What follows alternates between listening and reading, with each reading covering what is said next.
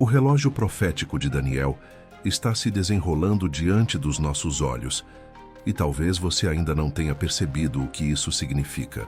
E se eu dissesse que antigas profecias, registradas há milhares de anos, estão se cumprindo exatamente agora? E não estou falando de previsões vagas que poderiam se aplicar a qualquer situação, mas sim de profecias detalhadas, específicas, que descrevem a ascensão de impérios, a mudança no equilíbrio de poder global e uma sequência de acontecimentos que só poderiam ter sido antecipados por alguém com uma revelação divina. Alguém como o profeta Daniel. Estamos testemunhando o início da contagem regressiva para os momentos finais da história, e se estivermos, o que isso representa para mim e para você? Ao final deste vídeo, você não verá mais o livro de Daniel como um simples texto religioso antigo, mas como um verdadeiro mapa dos eventos que estão se desenrolando diante de nós neste exato momento. Vamos voltar no tempo. O ano é 605 a.C. A Babilônia, a maior potência da terra naquela época, acaba de conquistar Jerusalém. Entre os prisioneiros levados está um jovem hebreu chamado Daniel. Mas Daniel não era um cativo qualquer.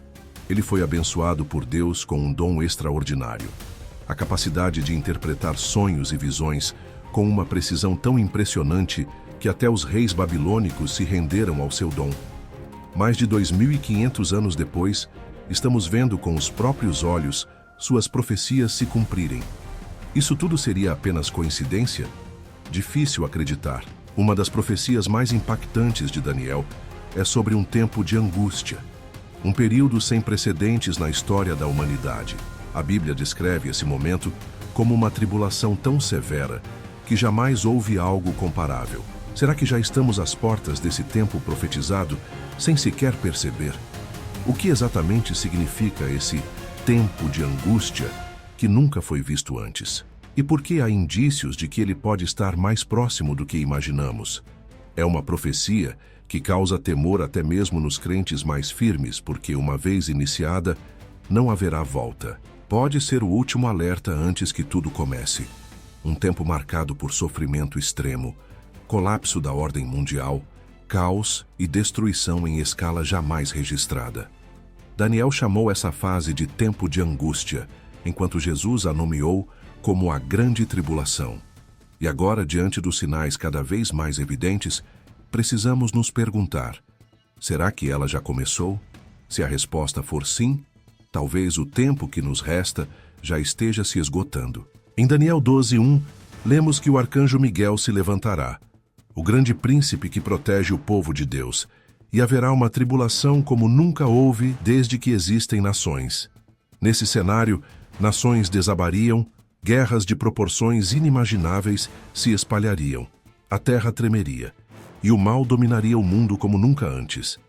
Mas e se a primeira peça desse dominó profético já tiver caído? Quando a maioria perceber, pode ser tarde demais. Essa fase é conhecida como a Grande Tribulação, um período de 7 anos que culminará na batalha final entre o bem e o mal. É possível que já estejamos nos primeiros dias desse período profético, mais próximos do que jamais pensamos. Mas o que isso significa de fato?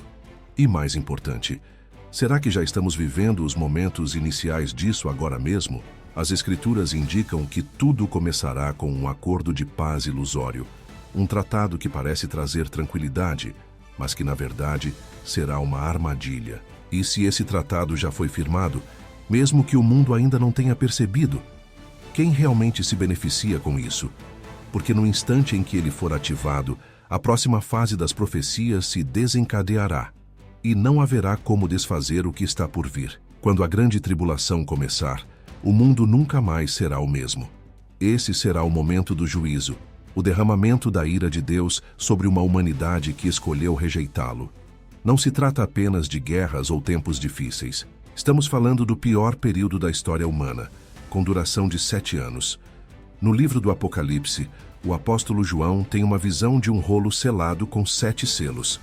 Cada selo que é aberto libera um novo julgamento sobre a terra, e os eventos que se sucedem são tão devastadores que abalam o mundo até o seu âmago.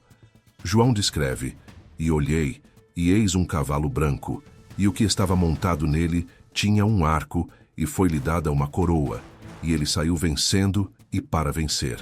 E o que vem depois disso é apenas o começo. O livro do Apocalipse descreve uma cena impactante. Um cavaleiro montado em um cavalo branco, que surge com um arco em mãos e recebe uma coroa, partindo em missão de conquista.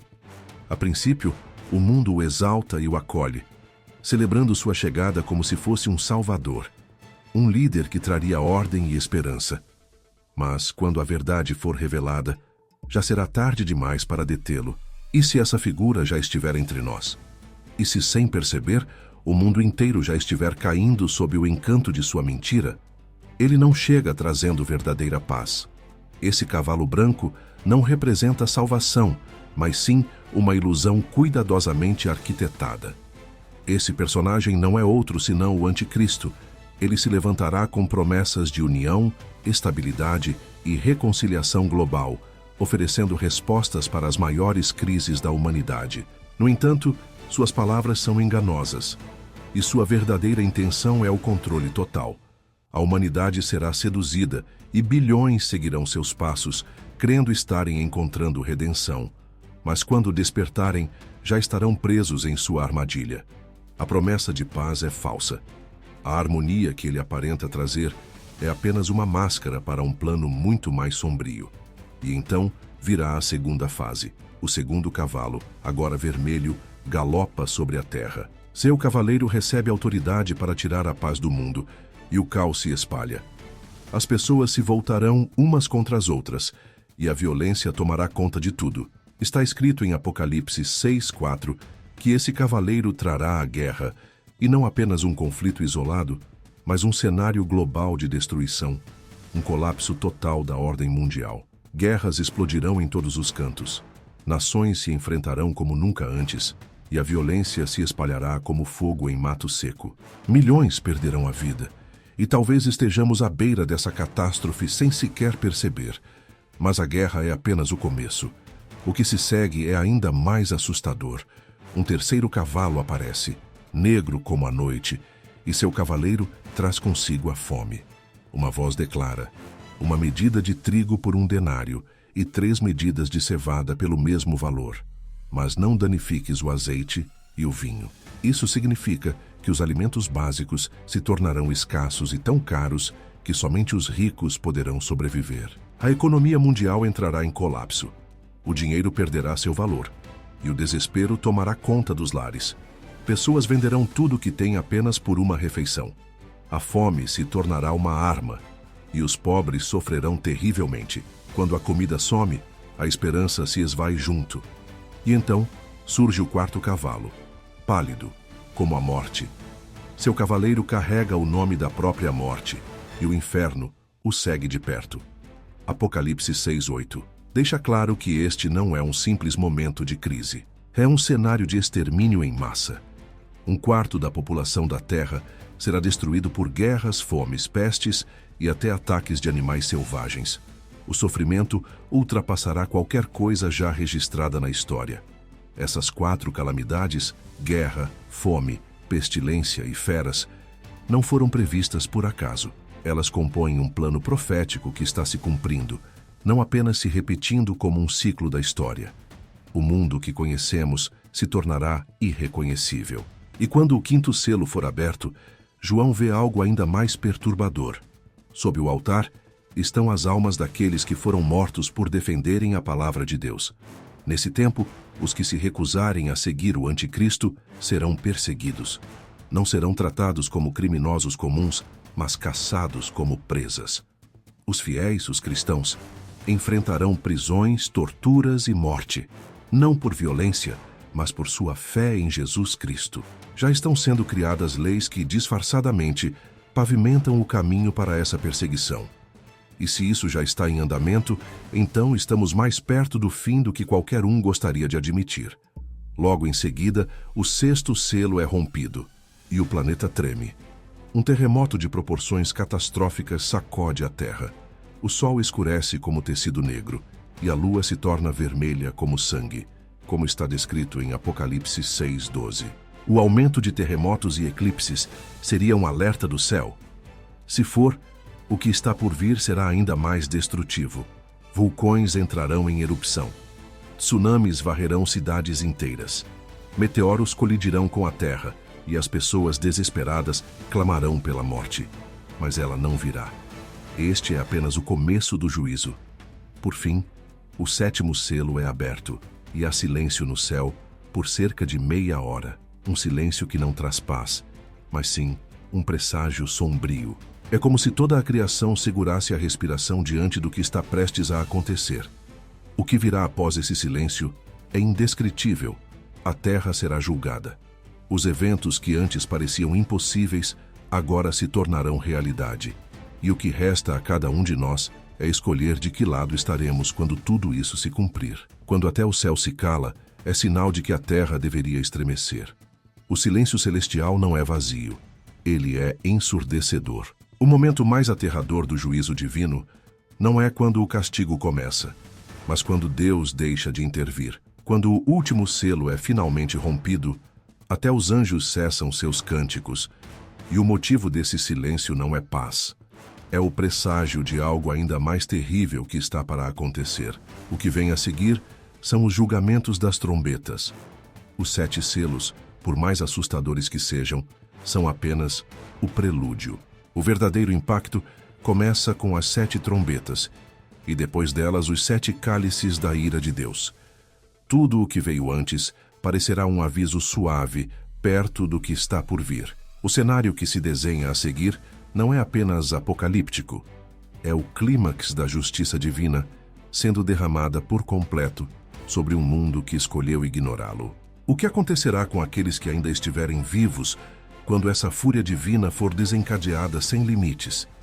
O planeta suportará tamanha devastação ou estamos realmente caminhando para o encerramento da história como conhecemos? Jesus alertou que antes da grande tribulação haveria sinais como dores de parto, avisos crescentes, cada vez mais intensos. E agora a pergunta que paira no ar é: já estamos vendo esses sinais?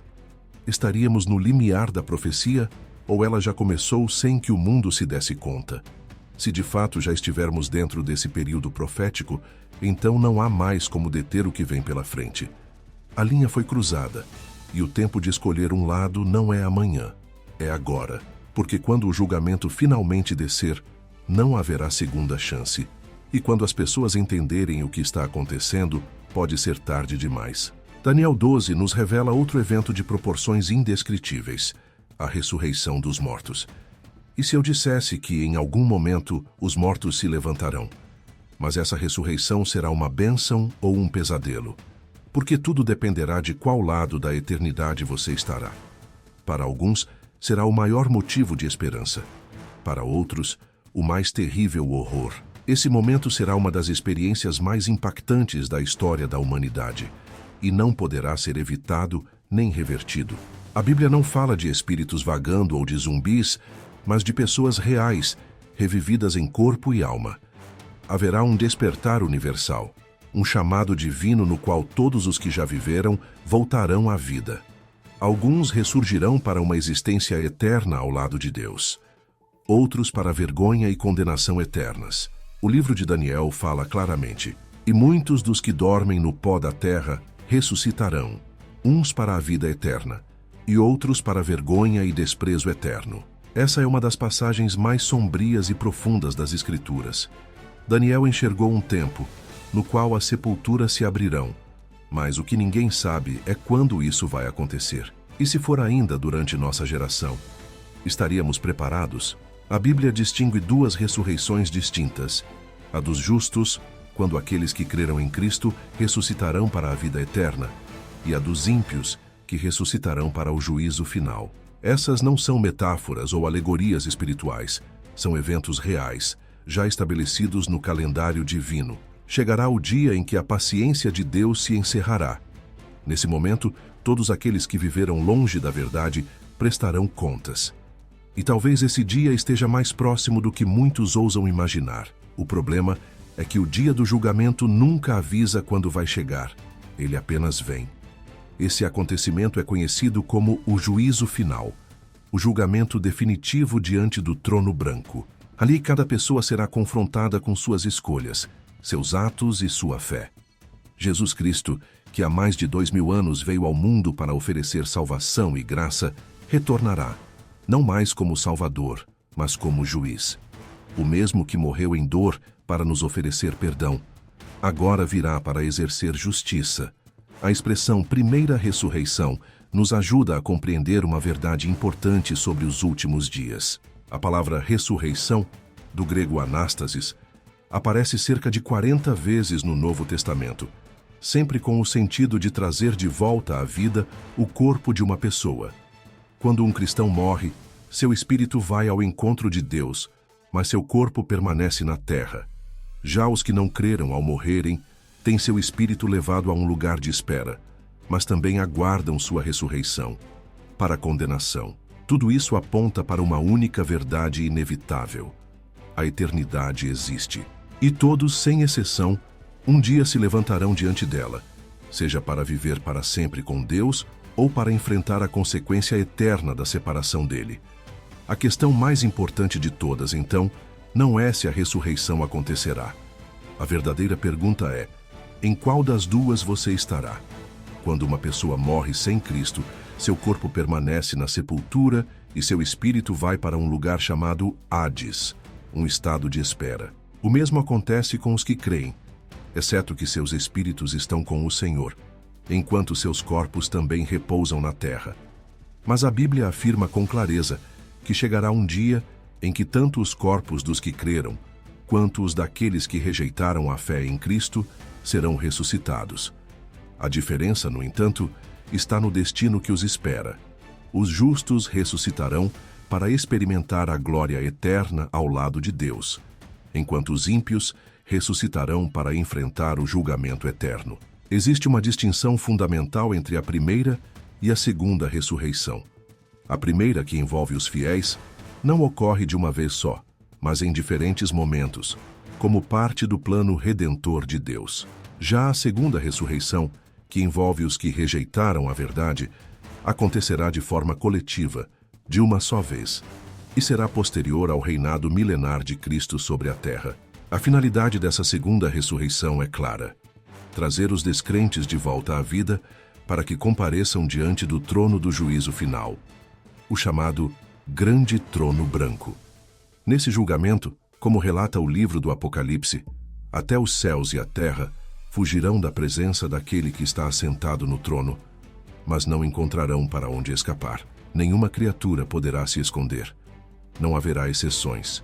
Reis, magnatas, autoridades, poderosos, todos estarão ali, sem qualquer escapatória. Diante do tribunal de Cristo, tudo será revelado. Nada ficará oculto. Cada ato, cada palavra, cada intenção será analisada. O apóstolo Paulo, em 1 Coríntios 3, 12 e 15, nos adverte sobre essa avaliação. Ele afirma que o trabalho de cada servo de Deus será provado pelo fogo. Deus não julgará apenas o que foi feito, mas também o motivo que nos levou a fazer cada coisa. Haverá obras construídas com materiais preciosos como ouro, prata e pedras valiosas, representando ações fundamentadas na verdade, no amor e na fidelidade. Mas também haverá obras feitas com palha, madeira e feno, símbolos de esforços vazios, feitos por aparência, por vaidade ou com motivações egoístas. No dia do Senhor, esse fogo revelará o valor real de tudo o que fizemos. Aquilo que tiver sido feito com sinceridade, segundo a vontade de Deus, permanecerá e será recompensado. Já aquilo que tiver sido inútil, por mais grandioso que tenha parecido, será consumido, desaparecerá para sempre. A quantidade de obras importa, mas o foco principal será a sua qualidade e intenção. Alguém pode ter feito muito, mas se for o tipo errado de trabalho, sem amor, sem fé, sem verdade, será como se não tivesse feito nada. Como disse sabiamente Dwight L. Moody, devemos pesar as conversões, não apenas contá-las. Há pessoas que acreditam estar servindo a Deus, mas constroem sobre uma base frágil, com materiais indignos. No julgamento final, descobrirão que nada do que fizeram foi duradouro. Alguns, embora salvos, perceberão que suas vidas foram desperdiçadas. Não terão frutos a apresentar, nem coroas a oferecer a Cristo em adoração. Serão salvos, sim, mas como alguém que escapou de um incêndio, com a vida preservada, mas sem nada a carregar. É importante ressaltar que esse fogo mencionado nas Escrituras não tem a função de purificar o crente, como ensina erroneamente a doutrina do purgatório, uma ideia criada por homens sem respaldo bíblico. A Bíblia não apoia esse conceito. O fogo do julgamento é uma prova da autenticidade e do valor das obras, e não um processo de purificação pós-morte. A salvação é pela fé em Cristo, e sua obra foi completa, suficiente e final. Nesse tribunal, o que será avaliado não é se a pessoa foi perfeita, mas se construiu sobre o alicerce correto, que é Jesus Cristo. Paulo escreve que se alguém edifica sua vida sobre esse fundamento com materiais resistentes e valiosos, sua obra resistirá e será honrada. Mas se alguém construiu com o que é frágil e inútil, tudo será consumido. E mesmo que essa pessoa seja salva, será como alguém que passou pelo fogo e escapou com vida, mas sem nada para apresentar. Infelizmente, muitos chegarão ao céu acreditando que fizeram grandes coisas por Deus, mas ao se encontrarem com Cristo no tribunal, descobrirão que nada foi aceito, porque tudo foi feito com o coração errado. E João, em Apocalipse, completa a visão. Ele vê os mortos, grandes e pequenos, diante do trono. Os livros foram abertos, e um outro livro, o livro da vida, também foi aberto. E os mortos foram julgados segundo suas obras, conforme o que estava registrado nos livros. Nesse dia tudo será exposto. Não haverá engano, não haverá desculpas, não haverá como esconder o que foi feito ou deixar de prestar contas. E o que for registrado ali será definitivo. Cada escolha feita ao longo da vida terá um peso eterno. Esse é o momento decisivo, e ele está mais próximo do que imaginamos. Tudo o que uma pessoa fez durante sua vida será registrado nos livros celestiais. E conforme o livro do Apocalipse relata, até o mar devolverá os mortos que nele repousam, assim como a morte e o Hades, o domínio dos mortos, entregarão os que estiverem sob seu poder.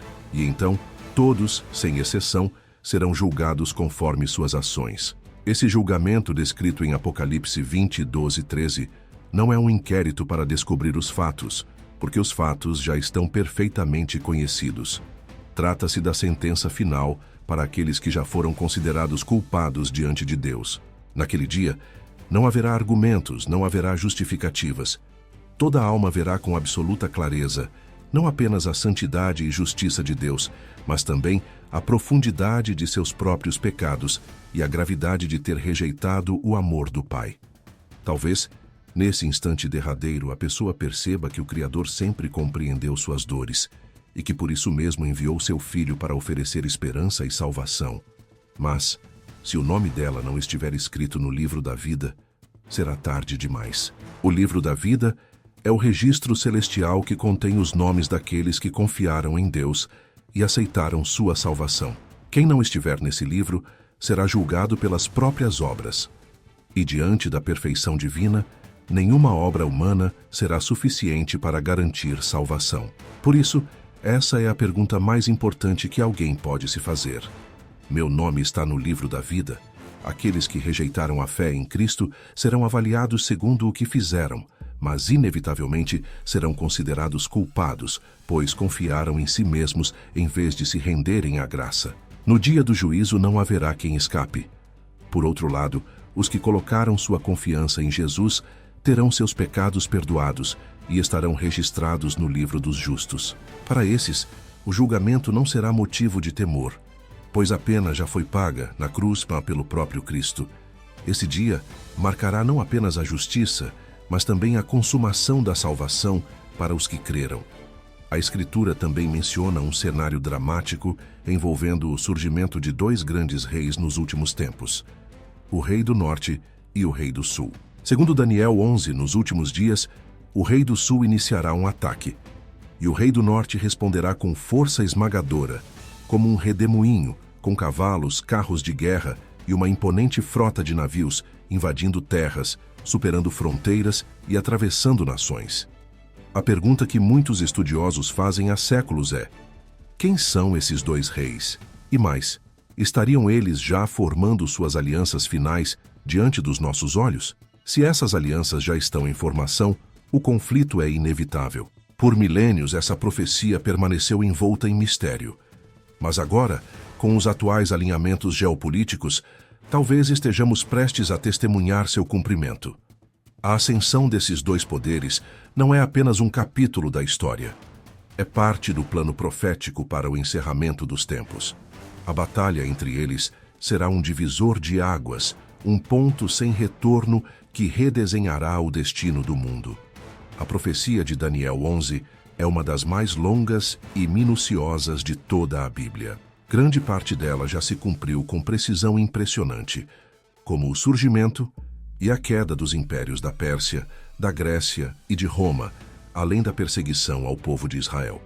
Mas algo muda a partir do versículo 40. Daniel passa a descrever eventos que ainda não aconteceram, transportando-nos do passado para o futuro, para um conflito global de proporções inéditas. Este não será apenas um confronto entre dois países ou regiões.